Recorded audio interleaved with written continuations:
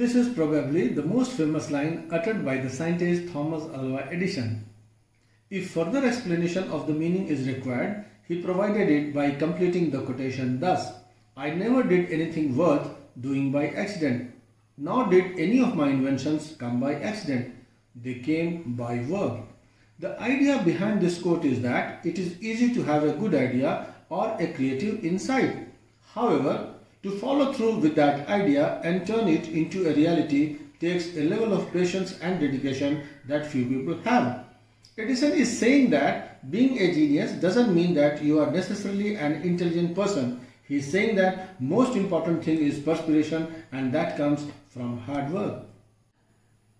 Good morning students. Welcome to SST So Simple tutorial.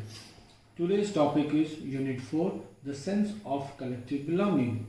Before I start with the topic of the day, I want to discuss with you another mass movement called Quit India movement, so that all the three mass movements are clear in your mind.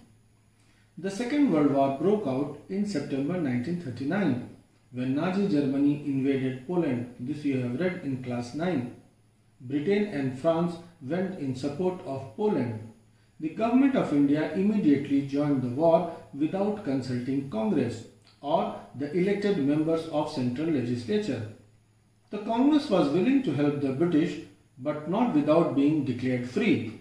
The British government refused to accept this demand. The Congress therefore asked its ministry to resign. But when Japan attacked the American fleet in Pearl Harbor, joined the side on this Germany, overran Indochina and occupied Rangoon in March 1942, the British government got frightened. They saw the war at doorsteps. Now they desperately wanted the active cooperation of Indians. To secure this cooperation, a commission headed by Sir Stafford Cripps was sent to India.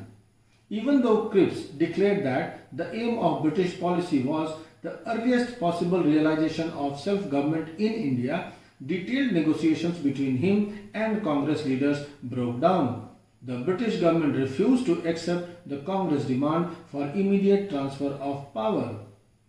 This led Gandhiji to launch a movement calling for complete withdrawal of the British from India.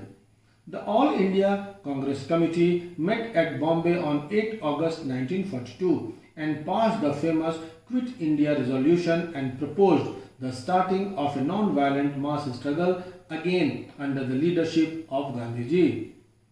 It was on this occasion that Gandhiji delivered the famous Do or Die speech.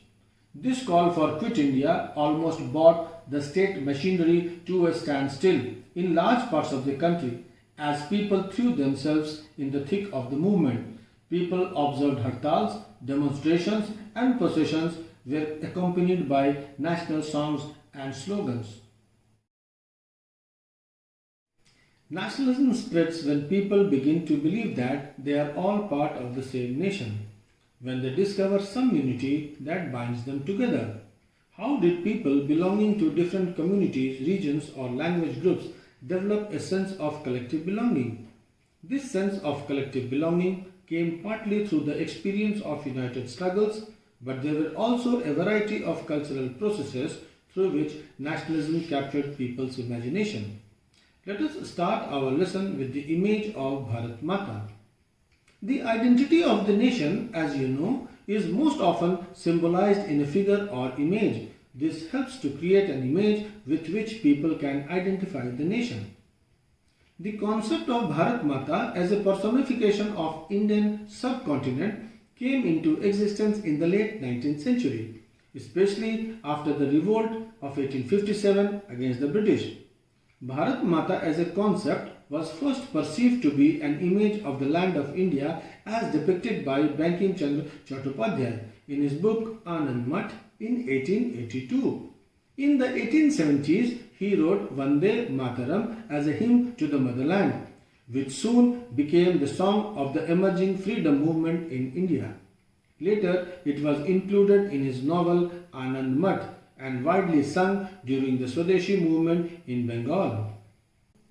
Moved by the Swadeshi movement, Abanindranath Tagore painted his famous image of Bharat Mata.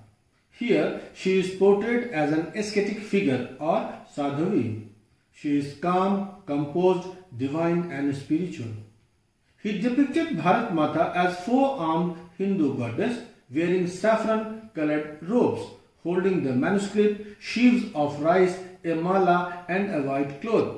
This deity seems to imply that the motherland has gifts of Shiksha, Diksha, Ann and Vast, that is, knowledge, spiritualism, food and clothing.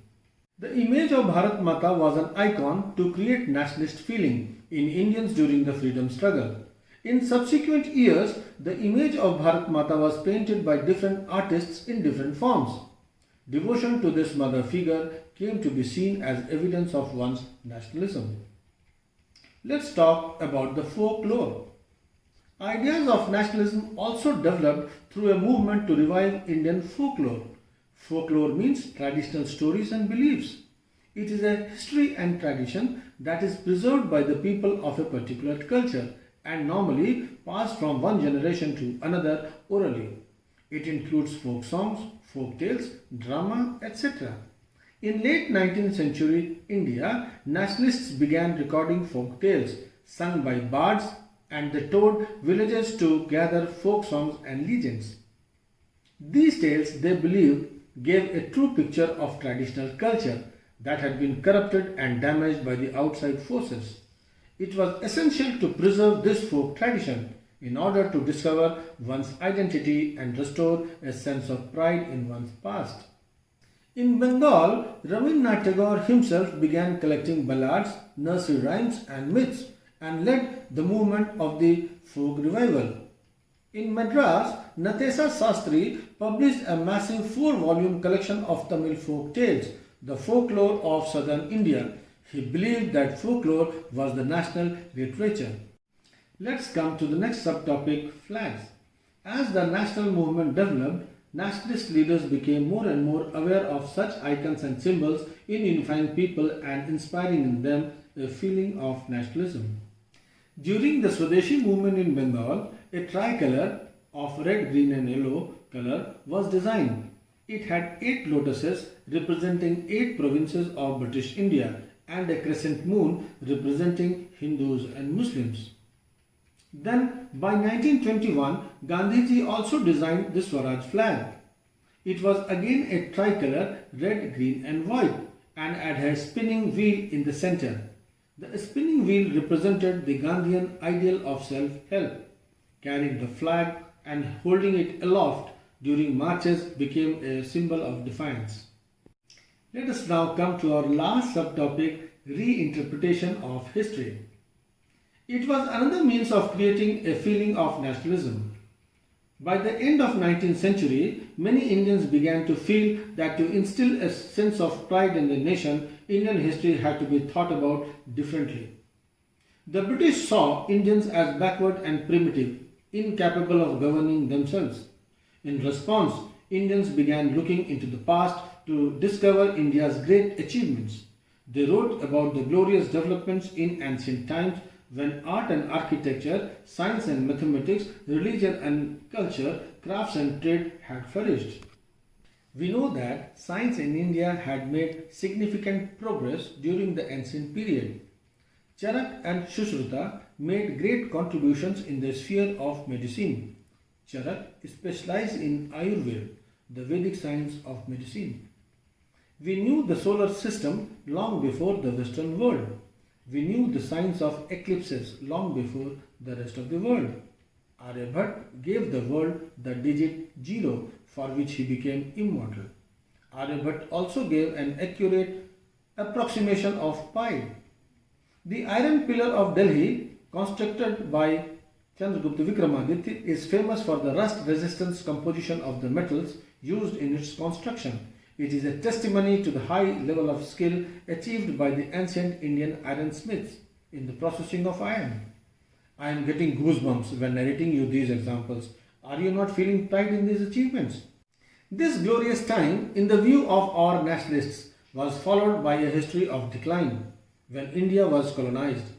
These nationalist histories urge the readers to take pride in India's great achievements in the past and struggled to change the miserable conditions of life under British rule. But these efforts to unify people were not without problems. People of other communities felt left out when the past being glorified was mostly related to the Hindus. This brings us to the end of today's class. So let's go for a recap. Image of Bharat Mata. The concept of Bharat Mata as the personification of Indian subcontinent came into existence after the revolt of 1857. Bharat Mata as a concept was first perceived to be an image of the land of India as depicted by Bankim Chandra Chattopadhyay. Moved by the Swadeshi movement, Abanindranath Tagore painted his famous image of Bharat Mata. In subsequent years, the image of Bharat Mata was painted by different artists in different forms. Devotion to this mother figure came to be seen as an evidence of one's nationalism. Indian folklore. Folklore means traditional stories and beliefs. In Bengal, Rabindranath Tagore began collecting ballads, nursery rhymes and myths and led to the movement of the folk revival. In Madras, Natesa Sastry published a massive 4-volume collection of Tamil folk tales named The Folklore of Southern India. Flags. Swadeshi movement in Bengal. A tricolour flag, red, green and yellow, was designed. It had 8 lotuses representing 8 provinces of British India and a crescent moon representing Hindus and Muslims. Swaraj flag of Gandhiji. It was again a tricolour, red, green and white. It had a spinning wheel in the center representing the Gandhian ideal of self-help. Carrying the flag, holding it aloft during the marches became a symbol of defiance. Reinterpretation of history. Many Indians began feeling that to instill a sense of pride in the nation, Indian history had to be thought about differently. Indians began looking into the past to discover India's great achievements. They wrote about the glorious developments in the ancient times when art and architecture, science and mathematics, religion and culture, crafts and trade had flourished. With this, I conclude. A growing anger against the colonial government brought various groups and classes of India together. Diverse groups and classes that participated in these movements had varied aspirations and expectations. Freedom from colonial rule also meant different things to different people. The Congress, under the leadership of Mahatma Gandhi, tried to channel people's grievances into organized movements. Besides, there were a variety of cultural processes that developed a sense of collective belonging among people belonging to different communities and regions. Students, now you should be able to answer these questions. Question number 1. Who first created the image of Bharat Mata? The answer is very easy. Bankim Chandra Chattopadhyay. 2. Who wrote the novel Anand Mat? This is again a board question. The answer again is Bankim Chandra Chattopadhyay. 3. Describe briefly the image of Bharat Mata painted by Abanindranath Tagore. In Abanindranath Tagore painting, Bharat Mata is portrayed as an ascetic figure. She is calm, composed, divine and spiritual. The mother figure is dispensing learning, food and clothing, all qualities associated with Indian mother. Question number 4. Give the name and writer of the famous collection of Tamil folklore, The Folklore of Southern India by Natesa Sastry. What type of flag was designed during the Swadeshi movement in Bengal? Explain its main feature. This question appeared in CBSE 2016 as a 3 marks question. During the Swadeshi movement in Bengal, a tricolour flag, red, green and yellow, was designed. It had 8 lotuses representing the 8 provinces of British India and a crescent moon representing Hindus and Muslims. Question number 6. Who designed the Swaraj flag? What were the features of the flag? Gandhiji had designed the Swaraj flag in 1921. It was a tricolour, red, green and white with a spinning wheel in the center. The spinning wheel represented the Gandhian ideal of self-help. 7. How did reinterpretation of history create a feeling of nationalism in India? This is a very important question. It may come as a 3 or 5 marks question in your examination. We have already discussed it in detail in my class, so you prepare it yourself. Question number 8. Describe the cultural process through which nationalism captured people's imagination. In this question, you have to write point-wise. First point, figure or image of Bharat Mata. Second, song, that is Vande Mataram. Third, flag. Fourth, folklore. And the fifth point, reinterpretation of history. Now that we have concluded this chapter, we will see the map work that we have to do from this chapter in the next class. Thank you.